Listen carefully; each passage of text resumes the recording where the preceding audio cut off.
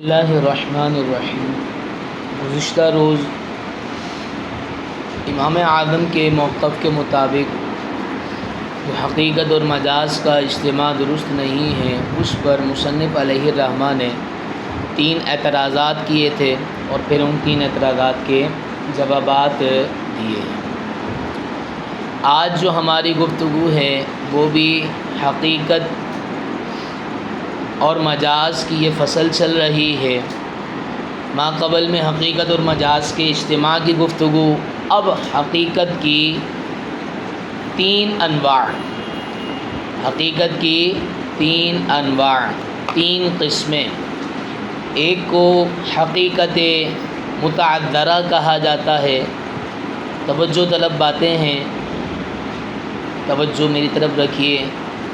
ایک کو حقیقت متعذرہ کہا جاتا ہے، ایک کو حقیقت مہجورہ کہا جاتا ہے، تیسری کو حقیقت مستعملہ کہا جاتا ہے۔ اب ان تینوں کی تعریفات کیا ہیں، میں آرام سے کہوں گا، آپ توجہ سے سماعت فرمائیے گا۔ لکھنا چاہیں تو لکھ لیں، بار بار میں نہیں دہراؤں گا۔ حقیقت متعذرہ کسے کہتے ہیں؟ ایسی حقیقت کہ جس کی طرف بغیر مشقت کے رسائی ممکن نہ ہو۔ ایسی حقیقت کہ جس کی طرف بغیر مشقت کے رسائی ممکن نہ ہو۔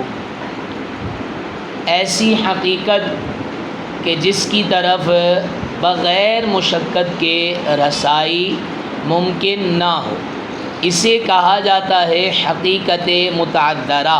حقیقت، اب دیکھیں اس کو سمجھیے کہ حقیقت تو ہوگا، حقیقت تو، لیکن اس کی طرف عمل کرنا، اس کو بجا لانا، اس کو اختیار کرنا، یہ بڑا مشکل ہوگا۔ جیسے کہ مثال کے طور پر کوئی شخص یہ قسم کھائے کیا کہ میں اس درخت کو نہیں کھاؤں گا، اس درخت کو نہیں کھاؤں گا، یا اس برتن کو نہیں کھاؤں گا۔ اب دیکھیے جناب، یہ جو عین درخت ہے، پتے ہیں، اس کی لکڑیاں ہیں، اس کی ٹہنی ہیں، اس کے کانٹے ہیں، یہ درخت میں شمار کی جاتی ہے نا، تو یہ کیا ہو گیا؟ حقیقی معنی۔ یہ کیا ہو گیا؟ حقیقی معنی۔ بتائیے کیا یہ ایک سلیم الطبع شخص کے لیے آسان ہے کہ وہ کیا ٹہنیاں کھاتا پھرے، کہ وہ پتے کھاتا پھرے؟ مطلب حقیقت پر عمل ہو سکتا ہے، لیکن اس تک رسائی بیٹا مشکل ہے، متعذر ہے، ٹھیک ہے، ناممکن نہیں ہے۔ کوئی بھائی مجبوراً کھا لے لکڑیوں کو، پتوں کو، کانٹوں کو۔ اسی طریقے سے کہا کہ میں اس برتن کو نہیں کھاؤں گا، اب وہ عین برتن، وہ آلہ کہ جس کے اندر کیا ہے وہ چیز پکائی جا رہی ہے، کیا بتائیے اس کو کھانا آسان ہے؟ اس تک رسائی ممکن ہے؟ میں نے حقیقی معنی بھی آپ کو سمجھایا ہے، ٹھیک ہے۔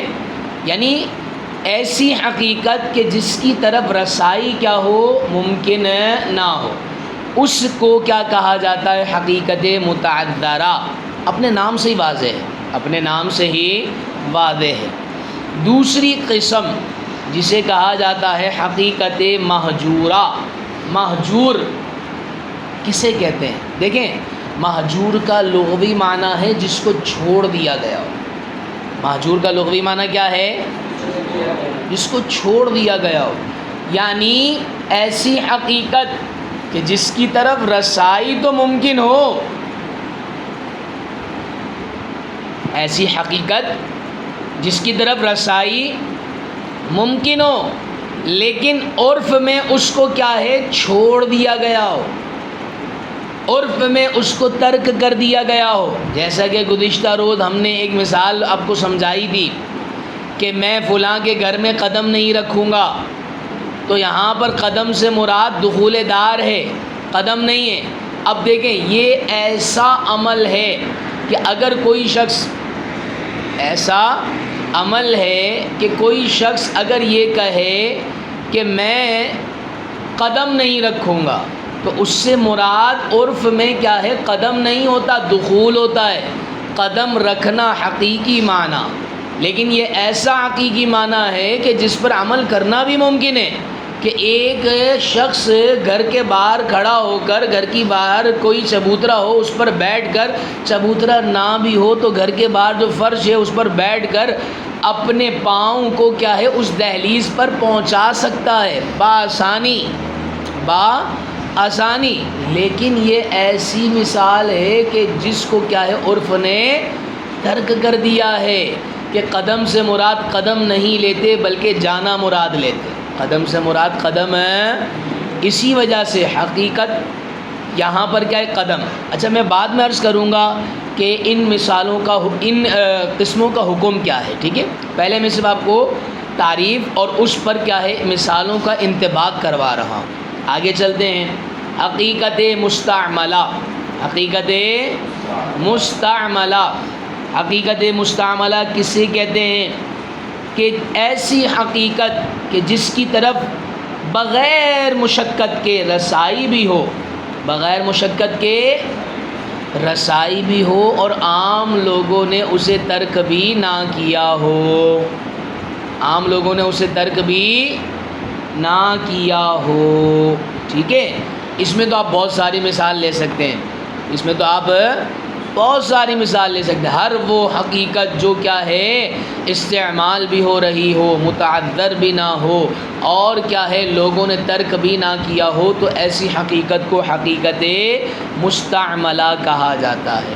توجہ میری طرف، حقیقت معذرہ جس کی طرف رسائی ہی ممکن نہ ہو، جس کی طرف رسائی، اسے حقیقت متعذرہ کہا جاتا ہے۔ مہجورہ جس کی حقیقت کی طرف رسائی تو ممکن ہو لیکن عرف میں اس کو کیا ہے چھوڑ دیا گیا ہو، عرف میں اسے کیا ہے چھوڑ دیا گیا ہو۔ جیسے کہ کوئی آقا اپنے غلام کو کہے میں تیری گردن کو آزاد کر دوں گا، میں تیری گردن کو، اب دیکھیں گردن کا لغوی معنی کیا ہے، وہ گردن ہی ہے، لیکن عرف میں اس کو چھوڑ دیا گیا۔ گردن سے مراد گردن نہیں ہوتا، پورا بندہ ہوتا ہے، پورا بندہ ہوتا ہے، ٹھیک ہے؟ ایسا نہیں ہے کہ جناب اس کی گردن کو اس کے جسم سے الگ کر دے اور بقیہ جسم اپنے پاس رکھ لے، ٹھیک ہے؟ تو عرف میں کیا اس کو چھوڑ دیا گیا ہے۔ یہ آپ کو میں نے سمجھانے کے لیے مثال دی ہے۔ اور حقیقت مستعملہ ایسی حقیقت کہ جس کی طرف رسائی بھی ممکن ہو اور کیا ہے اس کو عرف میں چھوڑا بھی نہ گیا ہو۔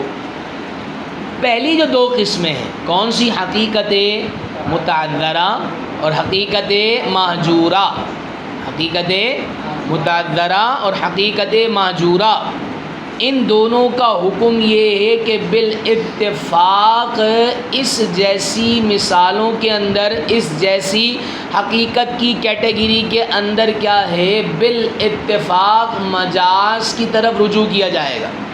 کس کی طرف رجوع کیا جائے گا؟ بھائی حقیقت متعذرہ ہے، حقیقت پر تو عمل نہیں کر سکتے، تو اب کیا ہے مجاز کی طرف رجوع کیا جائے گا، ٹھیک ہے؟ ایسے ہی مہجورہ کے اندر بھی حقیقت پر عمل نہیں کیا جائے گا بلکہ مجاز پر عمل کیا جائے گا، کیونکہ حقیقت پر عمل کرنے کو لوگوں نے ترک کر دیا ہے۔ اور عرف کا ایک معاشرے کے اندر بڑا کردار ہوتا ہے۔